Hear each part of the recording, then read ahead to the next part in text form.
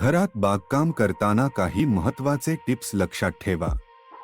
योग्य जागेची निवड करा, जिथे 5 ते 6 तास सूर्यप्रकाश येतो. सुरुवात सोप्या रोपांनी करा, जसं की मिरची आणि कोथिंबीर. माती हलकी आणि पोषक असावी, म्हणून पॉटिंग मिक्स वापरा. पाण्याचं नियोजन महत्त्वाचं आहे. माती कोरडी दिसत असताना पाणी द्या, पण साचणार नाही याची काळजी घ्या. जैविक खतांचा वापर करा, जसं की गोबरखत, जे मातीचं पोषण वाढवतात. प्रत्येक रोपाची वेगळी गरज असते, त्यामुळे त्यांची काळजी घेण्यापूर्वी त्यांच्या आवश्यकतांचा अभ्यास करा. साथीचे कीटक दिसल्यास त्वरित उपाय करा.